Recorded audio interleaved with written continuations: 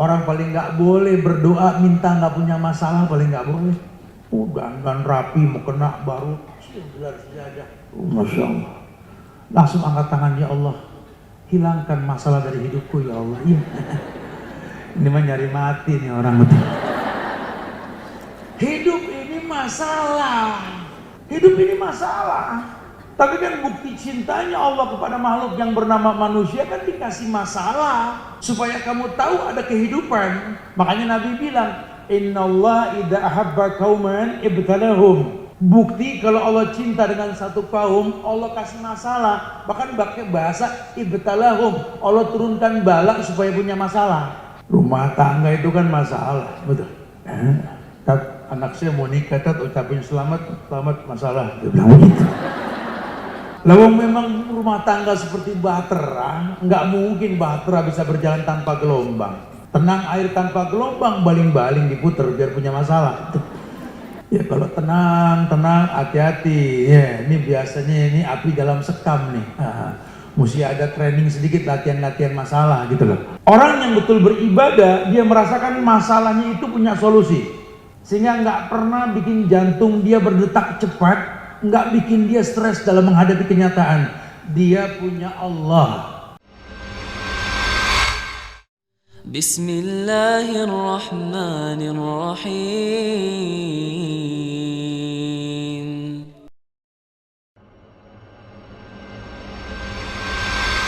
Ibnu Rajab dalam kitabnya Tazkiyatun Nufus itu beliau mengatakan salah satunya adalah pandangan mata. Makanya ketika beliau menjelaskan tentang 4 racun hati ini, beliau menjelaskan secara mendetail. Yang pertama, kata beliau, hati ini kan bisa terkontaminasi oleh hal-hal yang mendatangkan kerusakan untuk anggota tubuh yang lain. Makanya orang bijak suka berkata, jangan main dengan hati seseorang, karena hatinya dekat dengan Tuhan. Kalau seandainya kau merasa puas bisa mengambil hati seseorang, kalau kau sia-siakan, kau seperti berhadapan dengan Tuhan gitu loh. Ini bukan main-main. Nah, beliau menyikapi hadis dari Rasul yang mengatakan bahwa setiap pagi itu anggota tubuh berkata kepada hati, wahai hati, kami tergantung kamu. Mata yang ngomong begitu, tangan, kaki, raga, kita bicara begitu dalam hati, pada hati. Iya, karena semua berkait dengan hati. 4 racun hati tersebut kita akan bahas satu pada akhirnya, cuma sekedar diinformasikan. Yang pertama, kata beliau, 4 racun hati tersebut, yang pertama adalah banyak bicara. Karena banyak riwayat yang menjelaskan tentang arti racun hati, kerusakan racun hati, karena memang banyak hal yang bisa mendatangkan kerusakan untuk hati itu. Beliau mencatat sebuah riwayat dalam kitabnya, dikatakan bahwa la tuksirul kalam bi ghairi zikrillah fa inna kasratal kalam bi ghairi zikrillah qaswatun lil qalbi wa inna abadan nas innallaha al-qalbul qasi. Ini riwayat At-Tirmizi dalam kitab Az-Zuhud. Berkhilaf ulama menyikapi hadis ini. Sebagian mengatakan doif, sebagian mangatakan shahihul makna. Wallahu a'lam. Cuma memang Ibnu Rajab meletakkan pada kitabnya mengingatkan bahwa la tuksirul kalam bi ghairi zikrillah. Jangan banyak ngomong tanpa zikir di dalamnya. Kenapa larangan banyak ngomong? Karena memang manusia harus sering ngomong. Bukankah Allah ciptakan mulut dan lisan di dalamnya ini untuk berbicara? Bahkan sepakat kok Muhammad bin Ismail bin Bardizbah, Imam Bukhari itu mengatakan al-ilmu qabla al-qaul wal amal. Wajibnya berilmu sebelum berkata dan beramal. Itu menandakan apa? Bahwa kita bakal banyak bicara. Walaupun tidak harus bicara selamanya. Kayak sekarang kita sampaikan materi, sampaikan ilmu, tentu ya dengan bicara. Makanya shahihul makna riwayat tersebut menjelaskan bahwa la tuksirul kalam bi ghairi zikrillah. Jangan banyak ngomong tanpa zikir. Maknanya jangan setiap kata yang kau lontarkan tanpa alasan Quran dan Sunnah. Ada ayat yang dikatakan bahwa Allah berfirman, "Mayalfidhu min qaulin illa ladaihi raqibun atid." Tidaklah kata terucap dari lisan kita kecuali dua malaikat menjadi saksi pada setiap kata yang diucap. Allah Karim. Jangan merasa aman ya. Kita speak sono, speak sini, kongko sono, kongko sini. Hati-hati. Setiap kata yang terlontar dua malaikat jadi saksi. Ini intibah, ini peringatan. Beliau pun mengatakan bahwa fa inna kasratal kalam bi ghairi zikrillah qaswatun lil qalbi. Karena berasa nggak berasa orang kalau banyak ngomong tanpa zikir, tanpa mengingat Allah dalam ucapan yang disampaikannya, ini qaswatun lil qalbi, mengarah kepada kerasnya hati. Sementara keras hati itu kata Rasul, ab'adanas indallah al-qalbul qasi. Orang yang paling jauh dari sisi Allah di akhirat nanti, orang yang paling keras hatinya. Memang kita kalau ngobrol tanpa landasan dalil Quran dan Sunnah, akhirnya ujung-ujungnya menurut aku, pendapat aku, keenakan aku lama-lama berubah menurut aku. Kalau aku sih aku. Anak sekarang kan ada perubahan bahasa gitu. Ini jadi bahaya, dikit-dikit temen aku gitu loh, punya aku. Aduh, hati-hati ya. Kita ini kalau ibarat ikan hias, ada dalam akuarium yang orang punya gitu loh. Kita boleh punya skill dalam kehidupan, semua kita miliki, tapi ingat, kita dalam akuarium dunia yang Allah ciptakan. Semua yang kita miliki itu milik Allah gitulah. Jadi mbok yao, seluruh raga ini milik Allah. Jadi kalau bisa sih segala apa yang kita ucap, yang kita kata, yang kita lakukan, tolong landasannya karena Allah gitulah. Itu zikrullah. Jangan tidak ada zikirnya. Karena kalau nanti tidak ada zikir kepada Allah, akhirnya kita menuhankan diri. Apalagi keseringan ngomong didengar, malas dengar orang ngomong. Waduh. Tidak sedikit riwayat yang mengatakan bahwa berapa banyak orang yang menuntut ilmu pengen dibilang alim. Kacau ini. Ya, akhirnya kita menyampaikan kebaikan merasa paling pintar ketimbang yang lain, ini bahaya. Ya, akan datang satu masa nanti di mana banyak orang berbuat kebaikan merasa baik. Orang berbuat yang benar merasa benar. Padahal agama bukan masalah perasaan. Agama lebih kepada bukti dari apa yang kau lakukan. Ya, kemarin Ramadan kita kan puasa sebulan. Semua betul berpuasa. Emang Ramadan puasa syahrul syiyam. Bulan puasa, kita berpuasa di bulan Ramadan gitu loh. Tapi jangan lupa, jangan sekedar merasa benar dengan puasa di bulan Ramadan. Loh, kan memang benar Ustaz, aku berpuasa di bulan Ramadan, berarti aku benar. Ya benar berpuasa di bulan Ramadan, cuma kalau benar karena berpuasanya wallahu alam. Itu puasa kan ujungnya cuma satu, la'allakum tattaqun, agar kalian bertakwa. Kalau timbang gugur puasa nggak makan dari pagi sampai sore, orang susah udah sering begitu. Ya. Banyak orang yang sudah merasakan, tapi kan puasa punya efek. La'allakum tattaqun tadi Allah pengen kalian jadi orang yang bertakwa, dan tolong jangan ngaku bertakwa.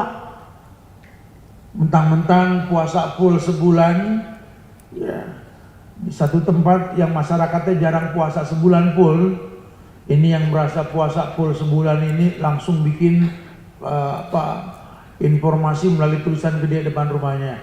Rumah orang yang puasa full. Ya nggak usah gitu-gitu amat kali. Artinya kalau Anda memang merasa sudah betul berpuasa, harusnya Anda jadi orang yang bertakwa. Orang yang bertakwa itu orang yang jiwanya tenang. Kenapa? Karena dia paham hidup ini masalah, perpindahan dari satu masalah ke masalah yang lain, tapi dia melihat solusi pada setiap masalah. Setelah Anda berpuasa sebulan di bulan Ramadan, Anda sama dengan bulan Sya'ban dan bulan sebelumnya, atau Anda tertingkatkan dengan Ramadan tersebut? Syawal buktinya. Apa buktinya? Yang pertama, tenang jiwa karena melihat solusi. Jangan dibilang orang puasa Ramadan, selesai Ramadan gak punya masalah. Bener Ustaz, setelah aku puasa Ramadan kayak aku gak ada masalah lagi. Lu mayit kalau begitu. Orang hidup kalau nggak punya masalah mayit gitu. Hidup ini perpindahan dari satu masalah ke masalah yang lain. Kan udah sering dibahas di kajian Al-Hijrah. Orang paling nggak boleh berdoa minta nggak punya masalah, paling nggak boleh. Udah kan rapi mau kena baru gelar sejadah. Masya Allah. Langsung angkat tangan, ya Allah, hilangkan masalah dari hidupku ya Allah. Iya. Ini mah nyari mati nih orang itu. Hidup ini masalah. Hidup ini masalah. Tapi kan bukti cintanya Allah kepada makhluk yang bernama manusia kan dikasih masalah. Supaya kamu tahu ada kehidupan. Makanya Nabi bilang, Innallaha idza ahabba qauman ibtalahum. Bukti kalau Allah cinta dengan satu kaum, Allah kasih masalah. Bahkan pakai bahasa ibtalahum, Allah turunkan bala supaya punya masalah. Rumah tangga itu kan masalah, betul. Anak saya mau nikah, ucapin selamat masalah. Dia bilang gitu. Lalu memang rumah tangga seperti bahtera, nggak mungkin bahtera bisa berjalan tanpa gelombang. Tenang air tanpa gelombang, baling-baling diputer biar punya masalah. Ya kalau tenang, hati-hati. Ya, ini biasanya ini api dalam sekam nih. Mesti ada training sedikit, latihan masalah gitu loh. Iya. Orang yang betul beribadah, dia merasakan masalahnya itu punya solusi. Sehingga nggak pernah bikin jantung dia berdetak cepat, nggak bikin dia stres dalam menghadapi kenyataan. Dia punya Allah, tuh makhrajan. Karena janji Allah, wa may yattaqillah yaj'al lahu makhrajan. Orang kalau sudah bertakwa diberikan solusi. Kan bukti puasa, bukti la'allakum tattaqun, orang yang bertakwa kan. Tenang jiwanya karena dia melihat orang yang bertakwa itu yaj'al lahu min amrihi yusran. Setiap masalah pasti ada kemudahan lah.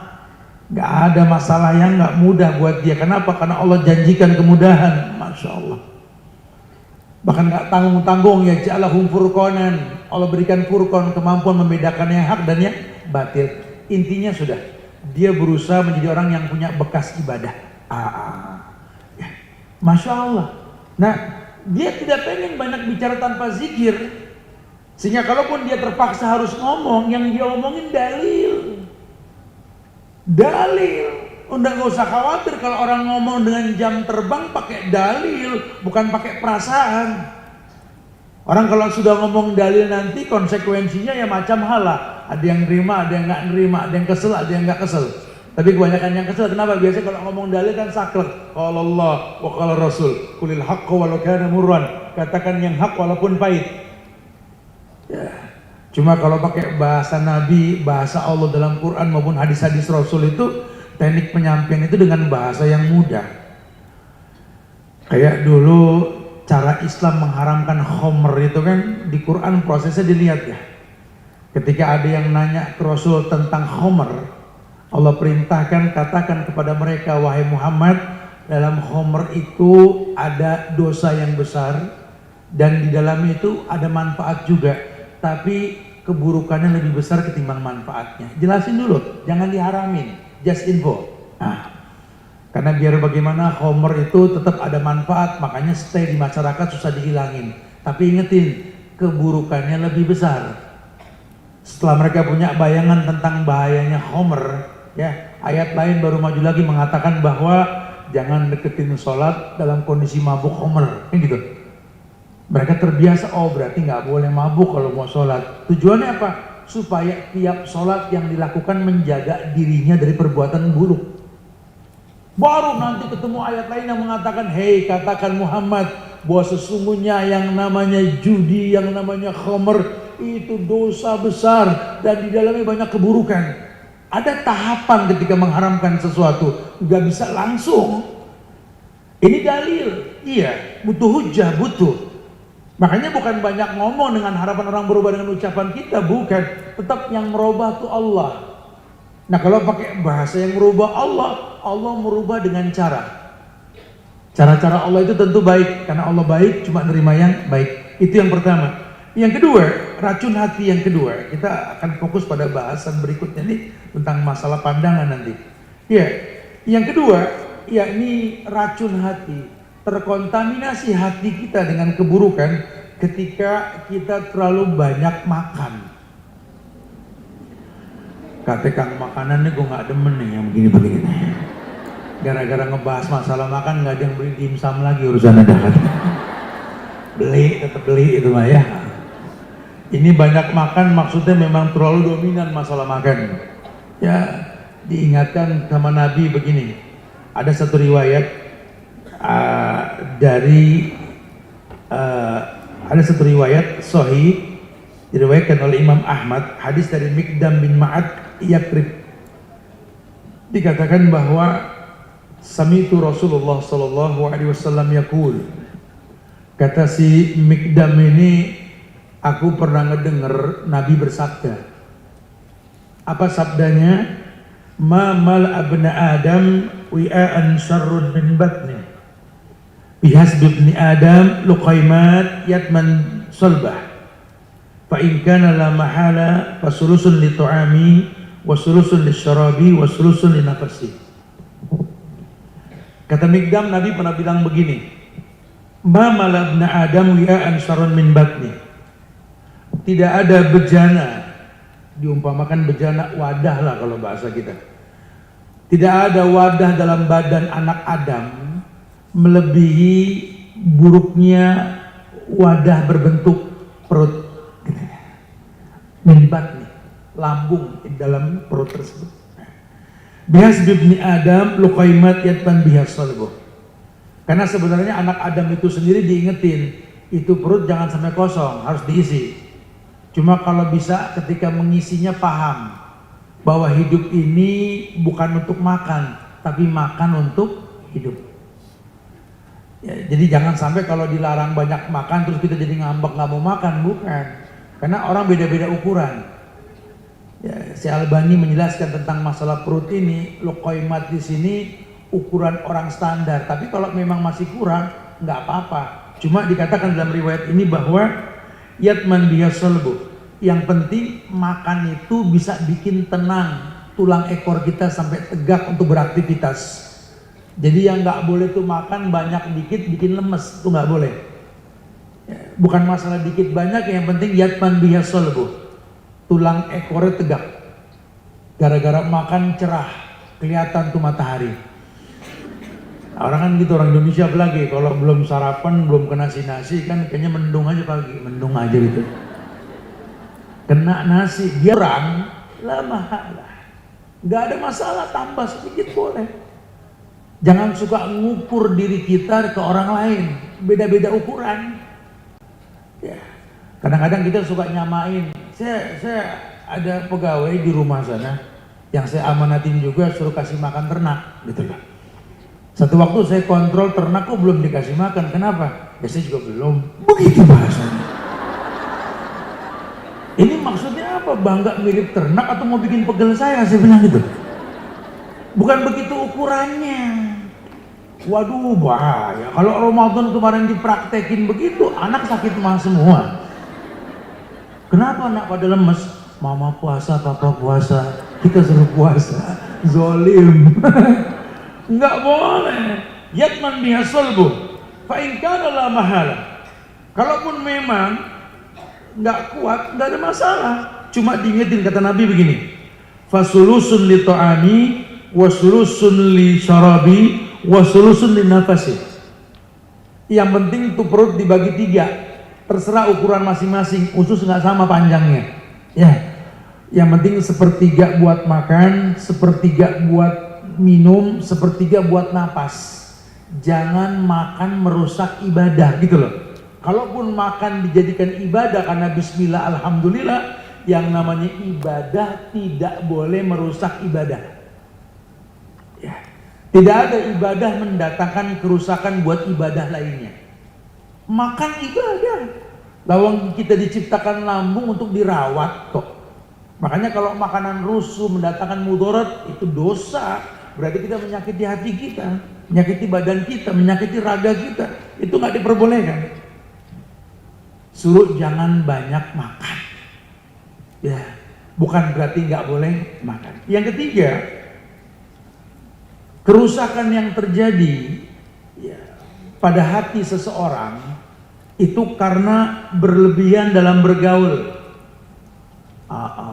Ini kita kadang-kadang sih emang udah dibilang agama kita ini kan liyuzhirahu ala dini kulli.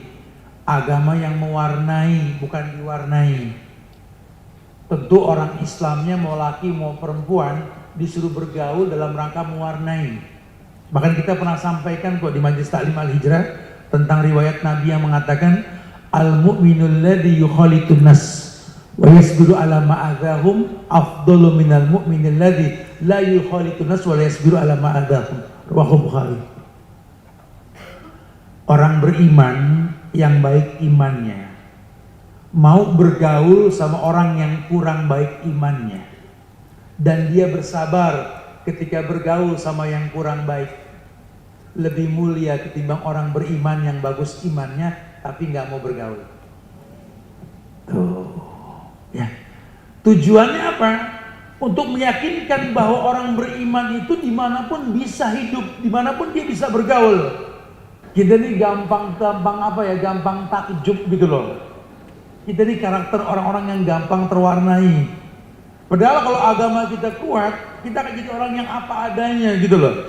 Orang yang nggak gampang terwarnai, bergaul dengan semua manusia, karena manusia mendatangkan manfaat. Kalaupun dia nggak bisa mengambil manfaat dari pergaulan dengan manusia, dia berusaha mendatangkan manfaat buat manusia lainnya. Karena nabinya mengatakan khairun nas anfa'uhum linnas. Kita berharap punya pemimpin yang bisa mendatangkan manfaat. Kompak kita berdoa, ya Allah mudah-mudahan pemimpin kita si ono gitu ya. Bener-bener nih pemimpin macam-macam, ada kerajaan, ada presiden, ada rumah tangga, bukan pemimpin dah. Ibu juga suka ngomong, ya Allah saya berdoa dulu waktu masih gadis pengen banget punya pemimpin dalam rumah tangga yang begini, yang disebut saya sebut tak, dapatnya dia begitu. Suka berkeluh kesah gitu. Pengen banget Ustaz, karena aku tuh pengen mengambil manfaat dari orang yang benar. Logika bener, iya. Saya pengen dipimpin sama seseorang yang bisa memberikan manfaat buat aku. Ibu kan ngomong begitu kan? Nah. Tapi ternyata takdir ini Allah yang bikin, bukan kita yang buat. Ya, mau bilang apa? Manusia punya mau, Allah berkehendak dong. Berarti kan kita nggak bisa paksa Tuhan. Andai bisa memilih, waduh pilihan kita semua bagus-bagus. Kesian yang cemong gak kepilih. Ya, makanya manusia boleh punya mau, tapi Allah berkehendak gitu maksudnya. Ya, pilih. Tapi kalau sampai kenyataannya, Ustaz, aku nggak mendapatkan yang kuinginkan, dan aku nggak bisa mengambil manfaat dari orang yang diberikan sama Allah. Kita mau komplain sama Tuhan? Jangan. Nggak ada manfaatnya komplain dengan Sang Pencipta. Karena wa ma rabbuka bidzallamil lil abid. Tuhan kalian nggak mungkin berbuat zalim. Allah nggak mungkin zalim dalam takdir. Bahkan Allah perintahkan fala tazalamu, kalian aja jangan saling menzolimi karena aku nggak pernah berbuat zalim kata Allah. Nah sekarang kalau saya pengen dapat orang yang mendatangkan manfaat, kenyataannya enggak, gimana? Berpikirlah bagaimana kau menjadi orang yang bermanfaat. Ya, sehingga asik. Kalau kita berpikir bagaimana mendatangkan manfaat ke banyak orang, ini asik. Dunia pergaulan membutuhkan orang yang seperti ini. Ada fleksibilitas dalam penyampaian. Paham bahwa semua ada proses. Toh yang merubah Allah. Ya. Karena yang dikhawatirkan nanti kita merasa bahwa kita yang merubah. Ini bahaya. Ya, orang kalau sudah terbiasa mampu dan merasa mampu, dulu awal-awal Fir'aun begitu tuh, raja yang baik. Cuma kelamaan jadi raja, lama-lama dia merasa jadi Tuhan karena nggak ada yang bisa menjatuhkan dia. Akhirnya Allah yang jatuhkan dia, baru dia beriman. Apa sudah di kerongkongan baru aman tuh biro Musa wa Harun. Udah telat. Dari kemarin kemana? Diingetin masih nggak paham-paham juga kan. Hidup ini apa? Perguliran, pergantian. Ayo mulai berpikir bukan cuma sekedar ngambil manfaat, bagaimana mendatangkan manfaat. Makanya resikonya akan hancur hati kita dengan racun pergaulan. Pergaulan yang baik bagaimana Ustaz? Kalau bahasa Ibnu Rajab sih yang pertama, kamu bergaul dengan pergaulan yang paling baik itu diumpamakan seperti orang yang mengkonsumsi makanan bergizi. Udah enak, asik, nyehatin, ngangenin tuh makanan. Cari temen yang kayak begini. Emang enak orangnya, mendatangkan manfaat. Kalau ingat saat sama dia tuh semuanya indah. Tuh makanan bergizi. Udah enak, nikmat, semuanya asik. Cari temen yang kayak begitu. Cuma jarang Ustaz. Ya udah, kalau memang nggak ada, kita yang nutupin kekurangannya. Yang kedua, kita boleh mencari teman itu seperti mengkonsumsi suplemen, obat.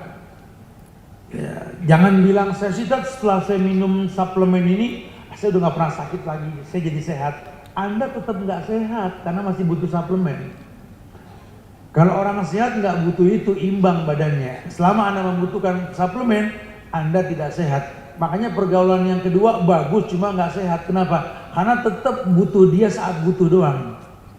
Toh yang namanya suplemen ini kan atau obat-obatan nggak mungkin diminum rutin sesekali dong. Ya ada teman yang begini. Kita berteman sama guru-guru kita, sama orang-orang soleh. Kalau tiap hari sama dia dengan circle kita yang lain-lain lagi, nggak akan pernah bisa masuk. Akhirnya sama teman kita ini, sama dia kita tegang. Aduh Ustaz gitu lah. Giliran Ustaz bilang, oh udah beres yuk kita mulai lagi gitu loh. Ini bahaya ya. Itu bergaul seperti mengkonsumsi obat cuma sebatas keperluan, jangan. Ada juga pergaulan yang lain yakni seperti mengkonsumsi penyakit. Nggak berasa sekarang itu penyakit, nanti 2 pekan, 3 pekan, sebulan, 2 bulan, setahun kena virus. Ada yang seperti itu, ada. Kamu yang mesti tahu. Kalau yang ketiga ini biasanya resikonya pergaulan yang bisa mendatangkan mudarat pada kehidupan. Kamu nggak berasa, makin hari kamu makin benci sama yang namanya sholat. Kamu nggak berasa, makin hari kamu makin jauh dari agama. Ini lagi ngetren nih sekarang, saya sampai nih mumpung ada 1000 lebih nih orang hadir sekarang nih. Lagi rame sekarang ada kelompok-kelompok meditasi. Anak-anak muda kumpul di tempat di daerah Bali sana. Semua agama dikumpulkan di situ, diajarkan meditasi dengan gaya agama masing-masing. Lagi tren nih sekarang. Masuk ke kami dan yang murtad banyak. Yang dikumpulin rata-rata anak-anak muda yang madesu. Masa depannya suram. Efek broken home. Katanya rumah tangga ayah ibunya buruk, dia korban broken home. Yang ketiga, orang-orang yang korban laki-laki karena dikecewain. Nah, sehingga hidupnya bingung, udah baik dikecewain. Ada lagi yang udah berusaha baik, dekat sama Tuhan, dekat sama agama, tapi susah dapat jodoh. Dikumpulin yang begini nih, semua orang bermasalah. Digiring ke sebuah tempat untuk bermeditasi dengan bacaan agama masing-masing. Nggak berasa, kerudung mulai pendek, baju mulai ketat, ritual agama sudah mulai nggak sesering dulu. Ini mesti paham, Anda terkena virus. Masa iya ada agama yang lebih baik daripada Islam? Kalau orang yang punya landasan dasar agama yang baik, wallahi nggak ketemu agama sehebat Islam. Karena berapa banyak orang-orang non muslim di luar negeri yang lagi rame ini, di UK, di London juga nih, ya. Masya Allah. Itu betul-betul orang masuk Islam tuh berbondong-bondong. Di Eropa makin tinggi strata pendidikan, seseorang makin menerima agama ini ilmiah. Ini ada orang Islam yang agamanya remeng, menghakimi agamanya sendiri, sehingga dia nggak nyaman dalam agama Islam. Akhirnya setiap ritual yang disyariatkan jadi beban buat dirinya. Pakai kerudung udah gerah, mau ngaji niat Quran tebel. Bicara puasa, ya Allah, yang mesti puasa sih ya Allah berat. Apalagi bicara pengajian, temen ngajak, emang ada apa sih? Ya Allah harus nilainya.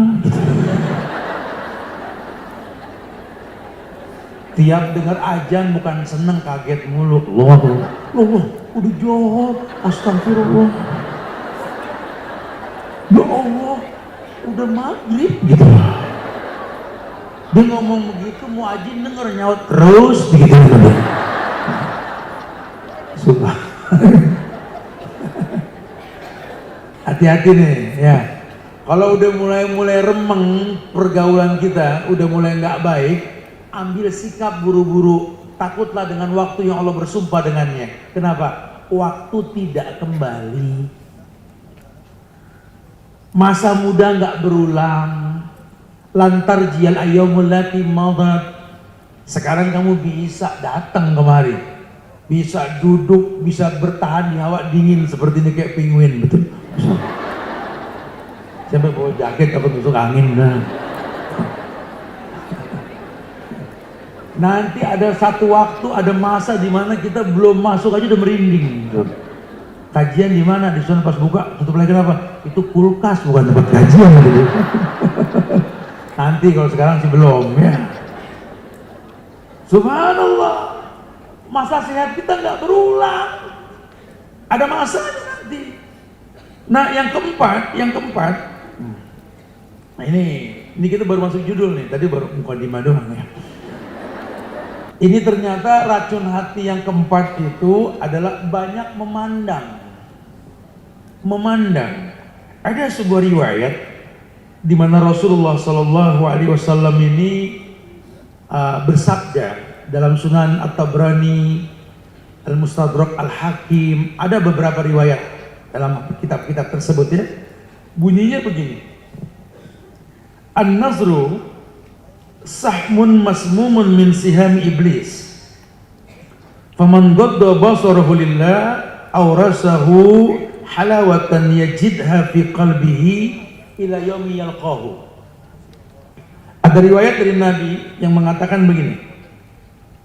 An-nazru pandangan.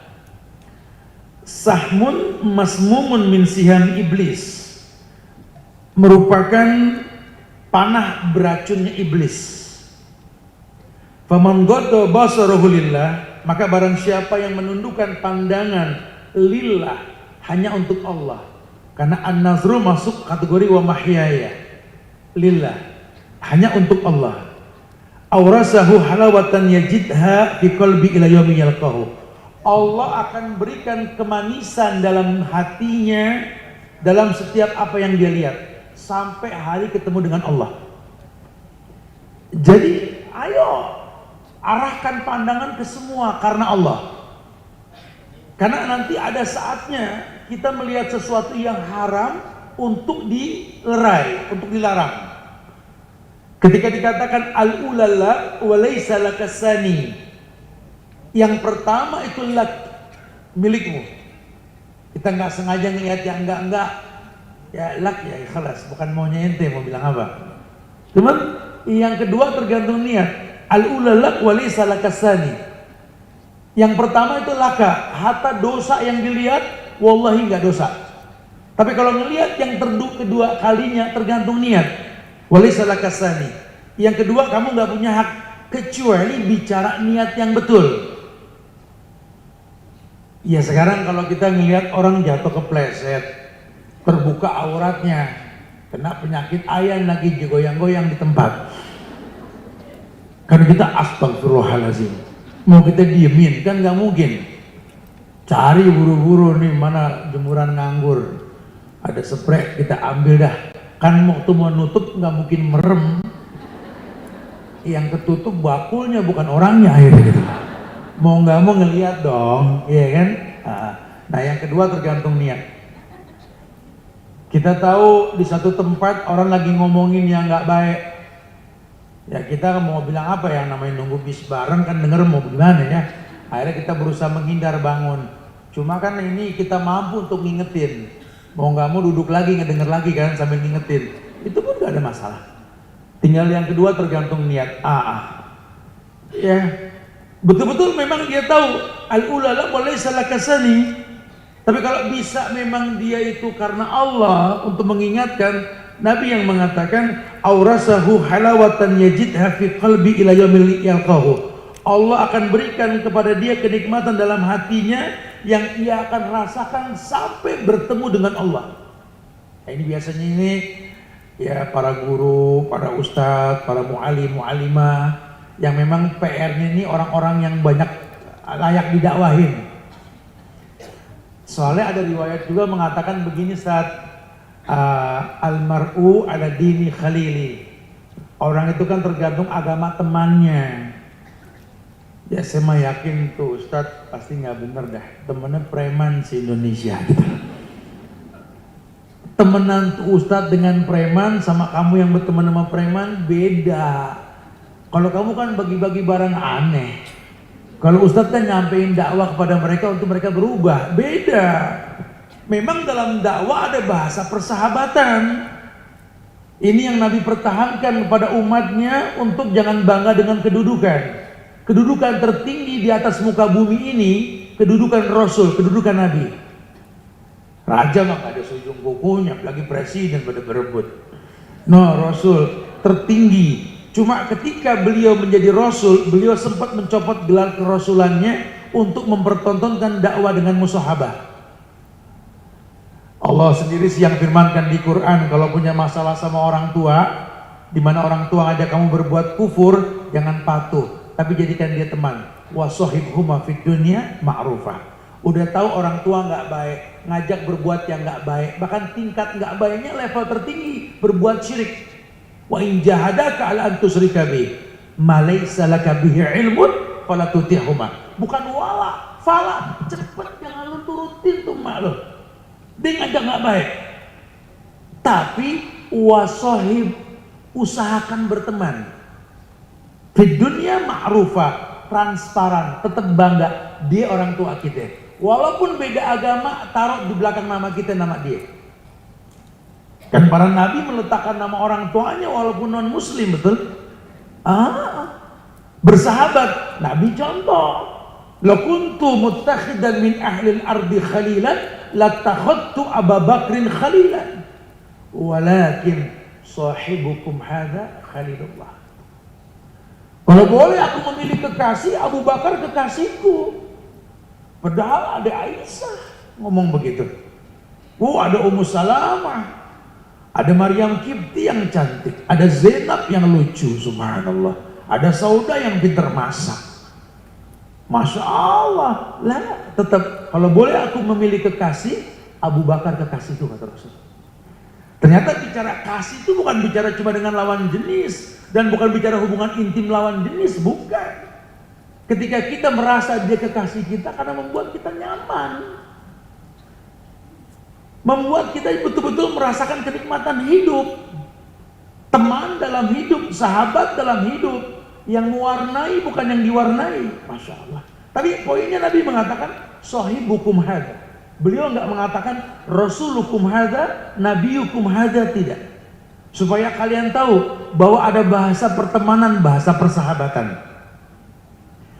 Kamu mesti berteman, mesti bermuamalah, iya.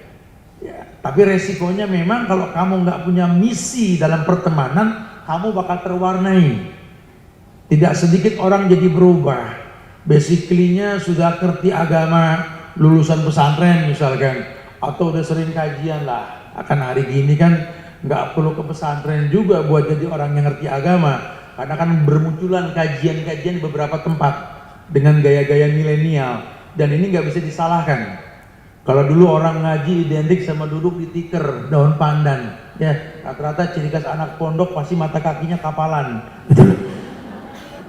Cuma kan bergulirnya waktu, bergantinya masa, yang nggak perlu juga di atas tikar pandan kali kan, di karpet yang empuk, di bangku yang nyaman, lama-lama berubah lah. Ya. Lama-lama kita nggak lagi bawa buku, kenapa? Karena sudah ada sosial media yang di dalamnya ada Maktabah Syamila, ada Rumaiso dan lain-lain. Gampang sekali mendapatkan keilmuan, sehingga beragam bermodel. Tapi tanpa mengurangi respek ayat yang mengatakan sebaik-baik tempat itu adalah masjid. Ya, masjid bumi yang paling Allah cintai masjid. Jangan disalahkan tuh. Ya, tapi bukan berarti belajar wajib di masjid. Karena akan ada nanti kasak-kusuk orang di belakang sana tentang event-event seperti ini. Ya panitia, qul rabbiyallah sumastaqim. Katakan Tuhanku Allah jalan terus. Jangan goyang dengan kasak-kusukan orang. Kalau munaslayan tahi, omongan orang nggak ada selesainya.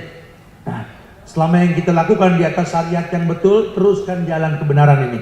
Ya, karena Allah perintahkan kita belajar di mana saja. Toh ayat yang mengatakan afala yanzuruna ilal ibili kaifa khuliqat. Tidakkah kau memandang bagaimana Allah menciptakan unta? Kita nggak mungkin lihat unta di masjid, pasti di gurun Sahara atau di tempat kebun binatang. Suruh keluar masjid, lihat tuh binatang yang namanya unta. Wa ilas samaa'i kaifa rufi'at, lihat langit ditinggikan. Mana mungkin kau bisa ngelihat langit di dalam masjid? Langit-langit mungkin kita lihat. Tapi kalau langit di luar masjid, keluar lihat langit-langit. Wa ilal jibali kaifa nusibat wa ilal ardi kaifa sutihat. Lihat gunung dikokohkan, lihat bumi dihamparkan. Perintah untuk belajar di semua tempat tanpa mengecilkan bumi yang paling Allah cintai, masjid. Masya Allah. Ya. Suruh pandang. Tapi ingat, Nabi mengatakan an-nazru sahmun masmumun min siyami iblis. Hukum asal pandangan itu adalah panah beracunnya iblis. Faman ghadda basarahu lillah, maka barang siapa menundukkan pandangan karena Allah. Kenapa menundukkan pandangan karena Allah? Karena nanti ada yang Allah suka, ada yang Allah nggak suka. Kamu lihat sesuatu yang memang Allah nggak suka, ya udah, kamu jangan terus ngelihat. Udah tahu Allah nggak demen sama perempuan yang kebuka auratnya, situ malah ngetren. Cakep ya, gue demen nih bajunya gitu lah. Udah tahu Allah nggak demen, dia demen. Bahkan tidak sedikit banyak orang-orang yang mungkin belum ngaji. Ini maaf, saya pernah mendengar kata-kata seperti ini. Kalau istri buat suaminya itu pelacur untuk suami dalam rumahnya. Subhanallah. Kok bangga jadi pelacur buat suami? Kata-kata begini nggak berlaku di agama Islam. Perempuan Islam itu bidadari. Rumahmu seperti sorga. Sorga itu punya bidadari. Pemilik sorga itu ya orang laki-laki yang datang ke rumah pengen istirahat. Maka perempuan harus merasa jadi bidadari, harus bersih, rapi, wangi. Yang namanya sorga kan begitu, walaupun nggak mungkin mirip juga kali. Karena sorga kan mala ainun ra'at wala udunun samiat wala khatara ala kulli qalbin basar. Biar bagaimana sorga, mata belum ngelihat seindahnya sorga sebenarnya. Telinga pun belum pernah mendengar. Ya, hati belum bisa menghayalkan. Sorga itu indah sekali. Cuma keumuman tentang sorga itu pasti orang nyaman dalam sorga. Kalau ada yang ngayalin rumahku sorgaku tapi kosong lulu, pada kabur-kaburan mulu, bukan sorga udah. Rumahku sorgaku kerjanya tawaf di mall. Rumahku sorgaku kerjanya ngopi di kafe-kafe. Rumahku sorgaku ngayalnya tinggal di hotel. Rumahku sorgaku ngiklanin villa mulu villa. Lu ngapain bikin rumah sis? Gitu loh. Kalau udah bikin rumah, waqurna fi buyutikunna. Tarik tuh ayat. Sebaik-baik perempuan yang paling betah di rumah. Sebaik-baik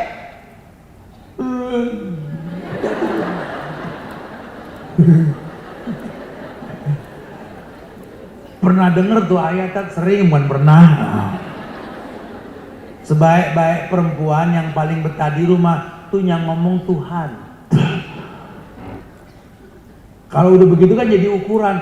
Duh, aku belum bisa, aku betah di rumah, gimana caranya? Obrolin sama laki di rumah.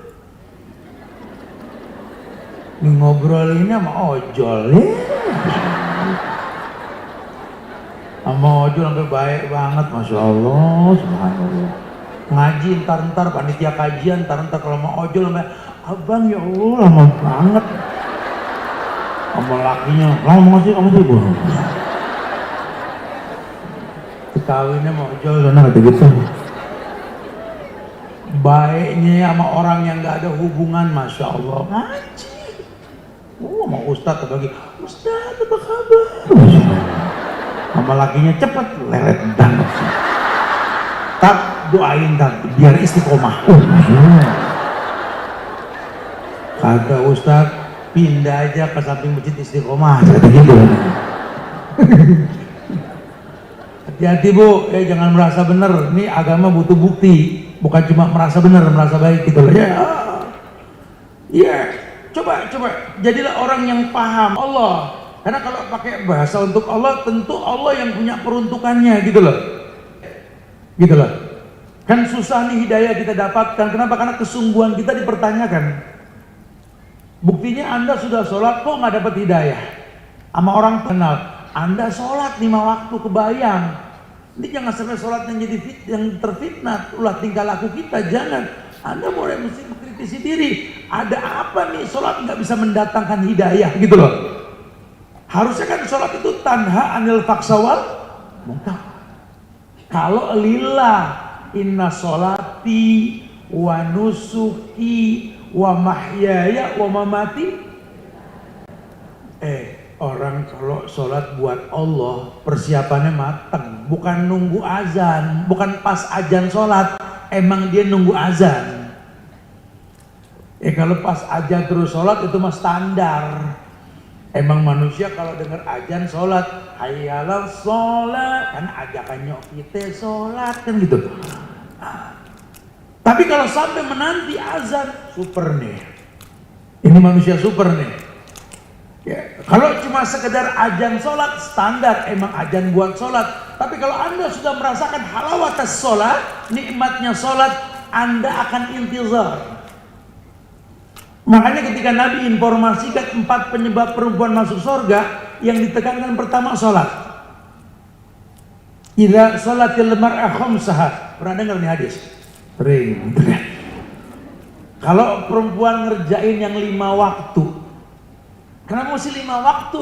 Ya karena yang gampang, yang digampangin ini sholat. Perempuan kan waqarna fi buyutikuna, rumah lebih baik. Kalau laki-laki kan repot, harus ke masjid, berjamaah pula. Mana kadang-kadang wudunya ngantri. Waduh, pas kebagian dia airnya kering. Itu sering orang laki mah dilema masjid, karena banyak di kita nih masjid dibuat nggak sebagus rumah yang buat gitu loh. Wah, saya paling marah kalau ada masjid di kami di Esen begitu. Kalau kamar mandi kami lebih bersih ketimbang kamar mandi masjid, saya akan marah. Kamar mandi Allah, rumah Allah wajib lebih bagus ketimbang rumah kita. Harus seperti itu.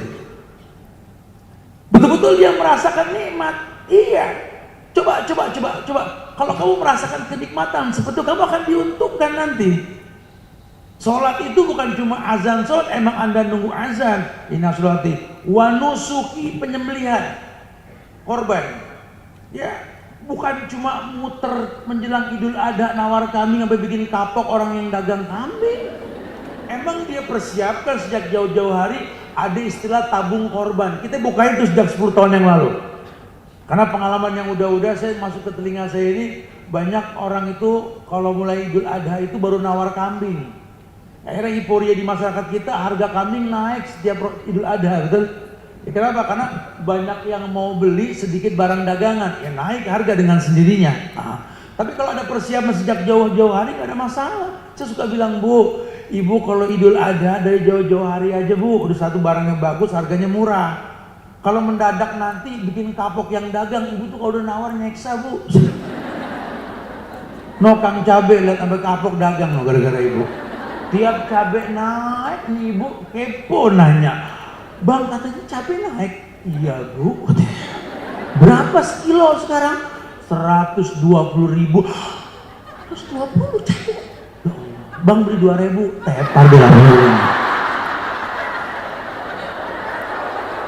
Tukang dagang cabai ya temennya, lu jangan lewat sini, gua aja mau mati kata gitu. Udah tau cabai mahal, ditawar 2.000, subhanallah. Ini yang begini kalau nggak kapok buru-buru Idul Adha, ini yang saya maksud nih. Pasar kambing mana nggak pernah ngeliat muka dia? Ada abangnya, yang mana? Yang ini yang coklat, 5 juta. 5 juta? Kayak Mio second gitu. Kalau yang sebelahnya agak kecilan tuh Bang, 4,5. Astagfirullahaladzim. Ya Allah, Ibu kenapa sih Bu ngeselin banget Bu? Kata abang itu. Ibu mau beli apa mau enggak? Sebentar saya mau beli, nanya mulu, tinggal istighfar mulu, saya belum ngasih harga. Gini dah bos, supaya nggak jadi saya pegel sama ibu, saya tanya, ibu punya dana berapa? Sini saya cariin dah. Saya ada 1,5 juta. Waduh. Kata abangnya no, ada 2 no deket tembok yang lagi nyender mau mati no.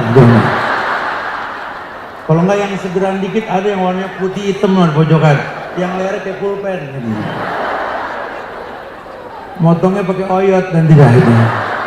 Oyot, kulit bambu. Subhanallah, tiap tahun nih orang mulu yang di situ posisinya. Padahal kalau dia mau disiplin, dia tahu penyembelihan hanya untuk Allah, penyembelihan hanya untuk Allah. Ya Allah, hari gini 10.000 kan ringan lah, walaupun nolnya banyak. Taruh dari pojokan 1, 2, sebulan kan 300. 10 bulan 3 juta. Ketemu Idul Adha 11 bulan 12 bulan ketemu kambing bongsor. Heran, susah banget. Bukan saya tuh pernah ngumpulin, cuma saya tuh gemeter kalau ngeliat duit numpuk pengen mati aja begitu. Penyakit emak-emak tuh, nggak boleh ngeliat kembalian. Halo, ya kalau buat Allah lain. Wa mahyaya wa mamati, kehidupanku kematianku lillah. Karena orang kalau sudah kenal Allah dikemas, dia tahu Allah baik, cuma nerima yang baik. Ini mata ini betul-betul panah yang beracun. Kalau hati kita nggak bersih ketika melihat, Allahu Akbar, Masya Allah, akan menimbulkan mudarat yang besar. Ya, akan menimbulkan kerusakan yang azim. Kenapa? Karena memang dia menatap sesuatu bukan karena Allah. Kalau karena Allah maksimal hasilnya. Ustadz, kalau udah terlanjur Ustadz, terlanjur, karena kan kita dengernya kan ini kan kadang-kadang berapa bulan sekali doang begini, nggak tiap hari kita denger kayak begini Ustadz. Terus gimana Ustadz? Apa ada solusi untuk membuat nutrisi agar pandangan ini kembali sehat Ustadz? Gitu lah ya. Itu pun ada jawaban ulama. Ulama bilang ya udah kalau begitu, kalau kadang hati rusak karena 4 racun hati tadi, ya rusak itu hati karena apa? Karena yang pertama ini banyak bicara, kita nggak bisa ngindarin bicara. Kemudian yang kedua karena memang rusak hati ini karena kita terlanjur Ustaz, terkenal dengan orang yang suka ngemil. Yuni kita Yuni marmut dong, mulutnya begemi mulu lah.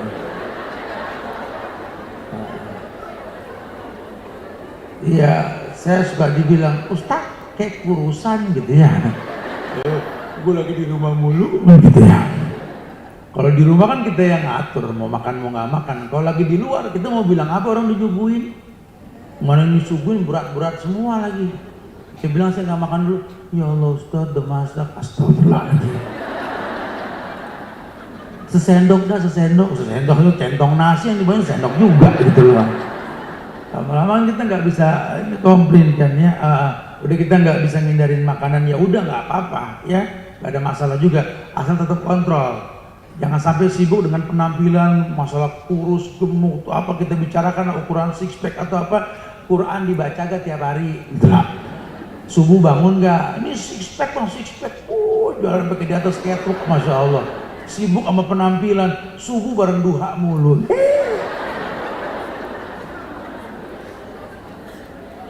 Boleh. Kita sehat tuh buat Allah gitu loh ya. Jangan terus kita ini disibukkan dengan penampilan tapi lupa itu buat Allah. Silakan. Kalau memang ukuran olahraga itu menyehatkan ya, Nabi nggak menekankan tentang olahraga, beliau hanya mengatakan apa? Orang yang pengen disehatkan badannya, dipanjangkan umurnya, dibanyakan rezekinya kan sambung tali silaturahmi, betul? Itu yang paling gampang, dan silaturahmi itu kan mendatangi seseorang, dan Nabi suka berjalan mendatangi orang, suka bertemu dengan orang. Ayo olahraga, tapi ketemu yang baik. Sekarang sudah mulai banyak nih teman-teman yang pada nge-gym, pada olahraga, pada apa, basket, bola apa. Tapi setelah itu ada kajian di lapangan bolanya, di lapangan tempat mereka bermain, itu bagus banget. Jangan cuma sibuk dengan penampilan untuk ketemu sama orang, bukan urusan sama Allah, jangan. Yang mau gue sepeda, sepeda. Tapi jangan, Masya Allah, kadang-kadang kita yang pada goes sepeda bajunya ketat kan jadi nggak bagus. Pengen sehat dengan cara yang ketat, begitu kan Allah marah. Sampai kadang-kadang kita kalau naik motor nih gerombolan, Masya Allah, berketat sampai pegang senjawa, saya bilang Masya Allah. Sepeda belum digoes, udah selfie depan satpam, selfie. Terus dia temennya suruh nyusul sambil bikin video, haji. Sampai lokasi begitu, kotak foto mulu. Saya bilang kalah sama Kang Somai. Kang Somai 15 tahun pakai sepeda nggak pernah selfie gitu. Norak benernya. Bukan nggak boleh. Tapi kalau pada akhirnya diekspos keluar kan jadi fitnah. Akhirnya orang lihat yang enggak. Hari gini kan di sosial media kan fitnah. Ibu ngerasain gak sih ibu terfitnah beginian? Semua ibu videoin, semua ibu foto, ibu taruh di sosial media. Ibu siapa? Masya Allah. Artis bukan nyari follower, subhanallah. Jalan kaki di videoin ketepuk. Biar dibilang apa? Sepatu baru gitu.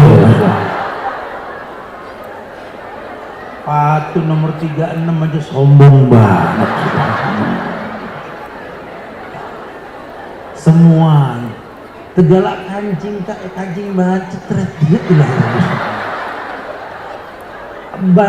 Bandrol harga belum dicopot sama merek tokonya masih ada, subhanallah. Aduh, udah dah. Ria bu, udah ngaji kajian tauhid, ibu sih nggak nyembah Tuhan selain Allah. Cuma kata Syekh Muhammad Shallallahu Alaihi Wasallam, ria itu dosa kecil yang dirutinkan bisa besar. Ya nggak perlu buat pribadi mangga silakan. Buat sekedar anak tahu mama seneng bisa ngasih kamu, papa juga seneng bisa ngasih kamu, boleh. Tapi kalau pada akhirnya nggak mendatangkan manfaat, ria. Ini yang Nabi takutin, umatku sih nggak bakal syirik menyembah selain Allah. Tapi yang kutakutkan dari umatku tuh ria. Termuter-buan mereka Islam. Sampai ke iklan puyer sakit kepala. Subhanallah. Aduh, ada aja yang dimasukin video, ada aja. Ya udah jangan nanti jadi nggak baiknya hal-hal kayak gitu, jauhin lah ya. Ngerinya jadi nanti menimbulkan lirikan mata seseorang, menimbulkan fitnah. Karena nanti mungkin ada orang yang suka, ada yang nggak. Kalaupun memang ada peruntukan, memang ibu dagang, ya silakan juga untuk mengasih tahu orang tentang dagangannya begini, boleh-boleh aja. Kalau yang kira-kira tembok rumah mulu, ntar hijau, ntar kuning, ntar merah, ada yang sakit hati. Bagus lakinya baik ngingetin, udah nggak usah lo lihat kalau begitu. Semua kelihatan mulu. Mau ngapain ganti-ganti chat? Emang dia dagang chat? Oh, lu juga kepo sih.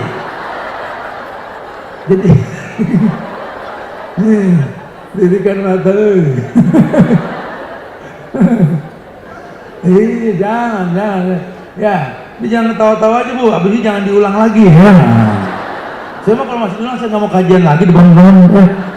Jangan, tolong ya. Kita kadang bergaul, ayo bergaul. Warnai kehidupan kita dengan pergaulan. Karena kita butuh pergaulan. Ya, banyak riwayat yang menjelaskan tentang orang yang saling mengenal, yang akan saling menolong di akhirat nanti. Ya, ketika seluruh penghuni surga sudah masuk surga, semua penghuni neraka sudah masuk neraka. Allah bilang saat itu, wahai penghuni surga, keluar kalian semua, datangi neraka. Cari orang yang kamu kenal. Berbondong-bondong nyari orang yang dikenal. Sudah ya Allah, sekali lagi, mungkin ada yang tersilap. Dicari lagi, sudah ya Allah, sekali lagi, mungkin ada yang pernah kau tegur sapa dengan dia. Masya Allah. Kenapa? Kemuliaan orang yang mendatangkan manfaat. Sadar nggak sadar, i'lamu, ketika kita berilmu, annamal hayatu dunya la'ibun wa lahun wa zinatu wa tafakhurun bainakum wa takatsur bil amwali wal aulad.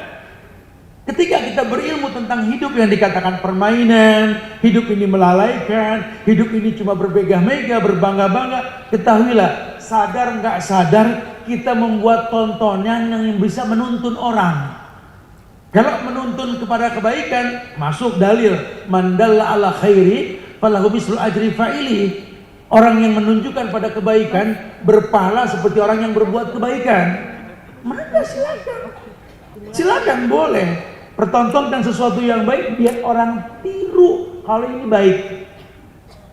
Tapi kebalikannya, kalau Anda pertontonkan sesuatu yang dari awal niatnya sudah biar orang tahu, saya punya sepatu baru, punya mobil baru, motor baru, makanan ini, makanan itu. Wallahi innamal a'malu binniyat. Karena niatnya nggak baik, ya akhirnya dapatnya nggak baik. Yang tadinya gampang pakai sepatu ini, sepatu itu, akhirnya Allah bikin kakinya sakit. Sepatu semua cuma ada di dalam lemari yang nggak kepake. Baju juga begitu sama. Allah innamal a'malu binniyat. Hati-hati. Lirikan matamu ini hati-hati. Atau mungkin lirikan mata dia ke kita, hati-hati. Makanya zikir pagi petang jangan diremehin tuh. Ya, kita udah latihan kemarin sebulan masalah sahur. Itu dampak positif sahur itu kita bangun sebelum subuh.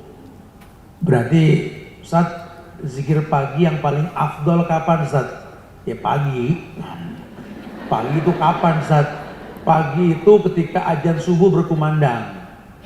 Sehingga ada ulama yang mengatakan bahwa waktu yang mustajab untuk zikir pagi di tempat yang mustajab ketika pagi. Kapan itu? Antara azan dan qomat subuh. Kan kalau azan dan qomat subuh kan jedahnya agak lamaan tuh. Ya. Itu zikir pagi di situ mustajab. Bukan berarti jam 9, jam 10 nggak boleh. Karena orang nanya masalah afdol. Nah kita latihan sebulan kemarin.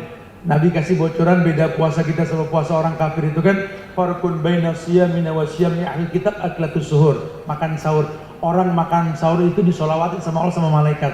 Hikmahnya apa? Dia biasa bangun sebelum subuh.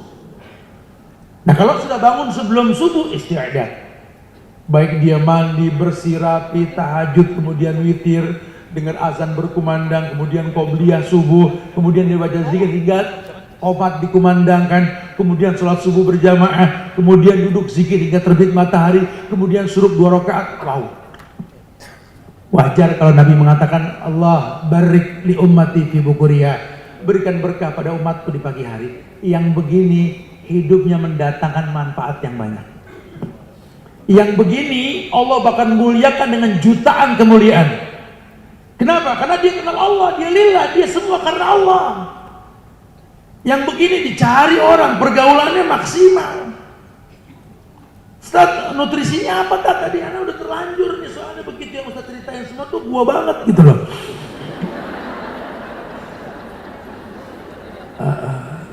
Ya memang resikonya kita kalau kajian begini nih, kalau ada bawa perasaan mah, gua nggak demen disinggung mulu sama Ustaz. Padahal saya kenal juga enggak sama situ gitu loh. Ini kan yang kita sampaikan kan rata-rata orang pada begini gitu maksudnya. Supaya nanti ke depan nggak seperti ini. Kalau buat kami sih yang menyampaikan kali ada pahala jariahnya. Dengan begini kemudian nggak diulang lagi, alhamdulillah. Dilala Allah wafatkan saya sore ini, paling nggak ada kebaikan yang saya dapatkan dari jamaah sekalian gitu loh. Ya, jangan terus kesel. Kajian Ustaznya siapa ya? Ustaz, kesinggung mulu. Ya, ciri-ciri orang yang dapat hidayah itu kesinggung ketika dikaji gitu loh. Nutrisinya apa itu? Laki mah pada kabur udah kesinggung semua ya. Nutrisi yang pertama. Ini nasihat Ibnu Rajab, saya cuma nyampein doang nih. Yang pertama nutrisinya itu zikrullah, banyak baca Quran karena sebaik-baik zikir ya Quran. Ya, Quran itu dibaca, diturunkan bukan buat dihafal. Yang menghafalnya dimuliakan dalam Islam. Jadi nggak usah terbebani. Yang penting dibaca. Kita ngerasain nggak sih kemarin sebulan Ramadan sesibuk apapun kita sempet kita hatamkan Quran, betul? Bahkan abis subuh kita ngaji, berhentinya kita pas aus jam 9 pagi, betul? Mama kok nggak ngaji lagi mah? Aus. Tapi dari pagi sampai jam 9 dapat 3-4 juz tuh, Masya Allah. Sekarang udah nggak usah aus lagi, betul? bisa minum jam 9, Quran lupa naro. Masya Allah. Diangkat kaki, digoyang-goyang gini. Mama lagi ngapain, Mak? Ayah ngopi aja, nggak ngaji. Quran lupa naro. Kemarin mama nggak ngaji karena nggak bisa minum, sekarang bisa minum lupa naruh Quran. Ya si mama gitu. Ayo dong, kamu kan rasakan nikmat Quran, baca Quran kemarin nikmatkan, nikmat. Tolong nikmat tersebut jangan dihilangkan. Nikmat tersebut jangan dihilangkan, dan kita nggak perlu orang tahu kita ngaji juga kali, ya. Karena takutnya nanti tersinggung dengan hadis yang mengatakan berapa banyak orang yang baca Quran pengen dibilang qori, ada dalilnya. Seperti berapa banyak orang yang pengen menuntut ilmu pengen dibilang alim. Kenapa? Litumari bihil ulama, suka menyakitin ulama, bukan mentahkik ulama. Berapa banyak orang yang bersedekah pengen dibilang dermawan. Berapa banyak orang yang berjihad pengen dibilang pahlawan. Ada kebaikan yang mendatangkan neraka kalau niatnya salah. Yang pertama zikrullah, dan zikir yang paling afdol qiraatul Quran, baca Al-Quran. Baca Quran. Karena Quran ini penyembuh hati yang duka lara. Anda kalau sudah ngaji belum merasakan itu, ya harus buru-buru dikritisi nih. Apa nih yang bikin saya ngaji tapi saya nggak tenang? Oh ternyata banyak orang yang baca nggak tahu baca buat siapa. Kalau dia tahu bacaannya buat Allah, dia akan mendapatkan ketenangan. Ya. Kalau dia bacaannya buat selain Allah, Allah nggak akan pernah mendatangkan ketenangan buat dia. Zikrullah, suruh banyak berzikir, suruh ingat Allah. Kemudian yang kedua, ya dijelaskan bahwa orang yang berzikir ini orang yang betul-betul mendapat makanan pokok bagi hati dan ruhnya. Orang yang berzikir itu orang yang mendapatkan makanan pokok bagi hati dan ruhnya. Fadhkuruni azkurukum. Kan ada ayat Al-Baqarah 162 itu Allah mengatakan fadhkuruni azkurukum. Maka ingatlah aku, niscaya aku bakal ingat kamu. Itu perkataan hampir mirip sama ucapan Nabi yang mengatakan ya gulam ihfazillah yahfazuk. Kalau di sini fadhkuruni azkurukum. Kamu nggak bakal wasta'in billah. Anak kecil loh zaman Nabi ini, jagalah Allah, Allah jaga kamu. Jagalah Allah, kau akan temukan Allah dimanapun kau berada. Anak kecil, rakuslah dalam berbuat baik. Ihris alamayan fa'uk, wasta'in billah, dan minta tolong sama Allah. Durasinya ini loh yang mendatangkan kebaikan. Durasi orang yang berbuat baik mendatangkan kebaikan. Masya Allah. Sehingga Allah tabaraka wa ta'ala, Allah jalla wa ala akan memberikan hasil yang baik. Nah hasil yang baik ini yang dijanjikan di surat An-Nahl ayat 97. Ya, ketika Allah berfirman menjelaskan kepada manusia, kata Allah dalam Al-Quran, ya, Allah berfirman dalam Al-Quran menjelaskan kepada manusia tentang kemuliaan. Apa kata Allah? Allah berfirman, i'lamu, Allah mengatakan bahwa man amila sholihan min dzakarin aw unsa wa huwa mu'min falanuhyiyannahu hayatan thayyibah wa lanajziyannahum ajrahum bi ahsani ma kanu ya'malun. Ya. Ada ayat yang mengatakan bahwa barang siapa beramal soleh, barang siapa beramal soleh min dzakarin aw unsa wa huwa mu'min, yakni laki maupun perempuan dalam kondisi beriman, Allah akan berikan kehidupan yang baik, hayatan thayyibah. Berarti ke depan kita akan seperti apa Allah yang Maha tahu. Yang pasti kata Allah bakal baik. Baik menurut Allah, bukan baik menurut kita. Makanya solusinya ya kamunya mesti berbuat sesuatu yang baik, mengatasnamakan iman dalam kebaikan yang kamu lakukan. Allah janji falanuhyiyannahu hayatan thayyibah. Allah bakal berikan kehidupan yang thayyibah, yang baik. Walanajziyannahum ajrahum bi ahsani ma kanu ya'malun. Bahkan Allah akan berikan balasan dengan balasan yang lebih besar ketimbang kebaikan yang kita lakukan. Ya. Jadi kalau memang mata ini harus melirik, harus melihat, lihatlah sesuatu karena Allah. Pandanglah sesuatu karena Allah. Karena kalau tidak, ini lirikan merupakan panah beracun dari racun-racun iblis yang dipersiapkan. Resikonya apa yang kita lihat itu yang mewarnai kita. Tapi kalau kita kenal Allah dan tahu Allah, menatap, memandang, mendengar dan melakukan sesuatu bagian dari hidup, wa mahyaya wa mamati, inilah hanya untuk Allah, lebih terjaga apa yang kita lakukan. Ya, mudah-mudahan ini memancing kita untuk makin maksimal dalam banyak kebaikan, sehingga dari Al-Hijrah ini kita akan terinspirasi untuk mendatangi banyak majelis taklim lainnya dalam rangka merapikan akidah kita, membaguskan agama kita untuk bisa lebih baik ke depannya nanti insyaallah ya.